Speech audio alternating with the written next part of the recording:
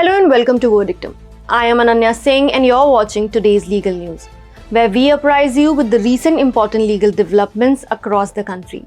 Here are the headlines. Day 9 of the Supreme Court hearing pleas challenging the abrogation of Article 370. No intentions to touch the special provisions applicable to Northeast. Centre informs Supreme Court. Supreme Court stays trial court order directing Azam Khan to give voice sample in the 2007 hate speech case. Former police officer Pradeep Sharma granted bail by the Apex Court in the Antilia Bomb Scare Case. Supreme Court agrees to hear Delhi government's plea against NGT for making LG the head of Solid Waste Monitoring Committee. Now let's take a detailed look at the headlines. A 5-judge constitution bench of the Supreme Court, comprising the CJI D.Y. Chandrachud and Justices Sanjay Kishan Kaul, Sanjeev Khanna, B.R. Gavai and Suryakant, heard the batch of pleas against the abrogation of Article 370 of the Constitution. The Centre's decision of 2019 has been challenged by over 20 petitions, and today the final hearings in the matter were conducted for the 9th day. The hearings commenced on August 2nd, and so far various questions have been discussed, some of them being whether the article was envisaged as a permanent provision because the Constituent Assembly of Jammu and Kashmir ceased to exist in 1957, whether Article 370 forms part of the basic structure of the Constitution, among others. Senior advocates Kapil Sibbal, Gopal Subramaniam, Zafar Shah, Rajiv Dhawan and Dushyant Dave have appeared for the petitioner's side until day 7. Yesterday on day 8, senior advocates Dinesh Dwivedi, C.U. Singh, Sanjay Parekh and P.C. Sen appeared before the Apex Court. Senior advocate Dinesh Dwivedi submitted that Article 370 ceased to operate after the Constitution of Jammu and Kashmir was enacted in 1957. On this, the CJI and Justice Kaul questioned him as to see the consequences of what would happen if the bench were to accept this argument. And the CJI remarked, if Article 370 ceases to operate and Article 1 continues to operate, then J&K is an integral part of India. That postulates that Indian Constitution does apply to J&K. If we accept your argument, there would be no restraint on the power of the Constitution or the Parliament. Senior advocate Sanjay Parekh also submitted his arguments and said, when there is a written constitution, the written constitution becomes supreme, highlighting that the people of J&K have given themselves a manifesto and that the sovereignty of the erstwhile state vested with the people and was translated to the Constitution of Jammu and Kashmir. Senior advocate P.C. Sen contended that asymmetrical federalism under the Constitution provided protection against majoritarianism. Today on the 9th day, senior advocate Nitya Ramakrishnan appeared before the top court, who contended that the assumption of Article 370 being temporary was fallacious and that the political sovereignty vests with the people of J&K. She further argued that a governor who is not recognized by the Council of Ministers is also not recognized under Article 370. Thus, the constitutional order was not valid. Senior advocate Menaka Guruswamy also presented her arguments today and posed the question if Constitution can be altered in ways opposed to the founders.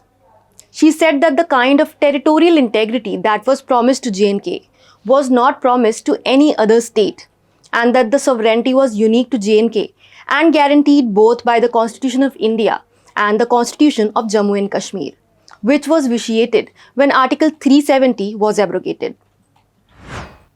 Solicitor General Tushar Mehta today informed the Supreme Court that the Centre has no intention to touch the special provisions that are applicable to the northeastern states in India. The remark from the Solicitor General came during the hearing of pleas related to the abrogation of Article 370 in response to the arguments made by Advocate Manish Tiwari. Mr. Tiwari hinted that the states in the northeastern part of India might have the same fate as that of Jammu and Kashmir, and that their special status might also be revoked in the future.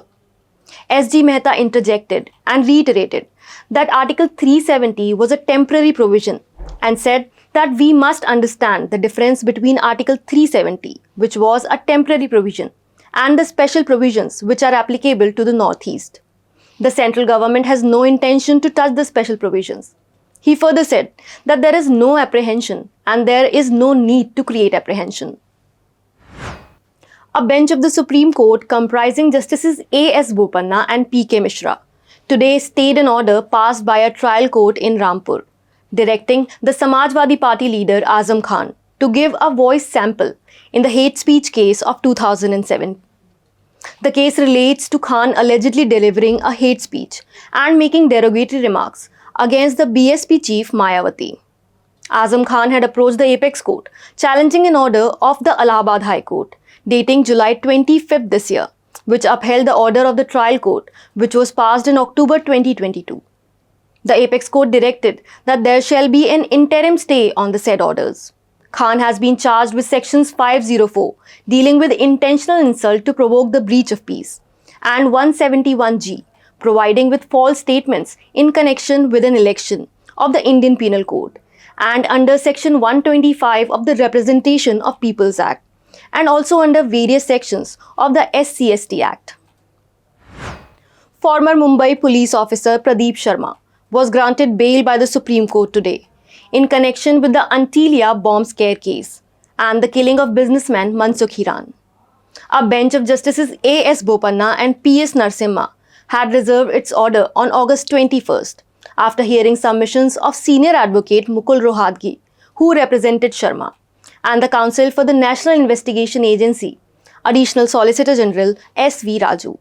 Sharma was arrested in June 2021 after an explosive-laden SUV belonging to Mansukh Hiran was found at a close distance from Mukesh Ambani's residence Antilia in February 2021. Later in March, Hiran was found dead in a creek neighboring Thane.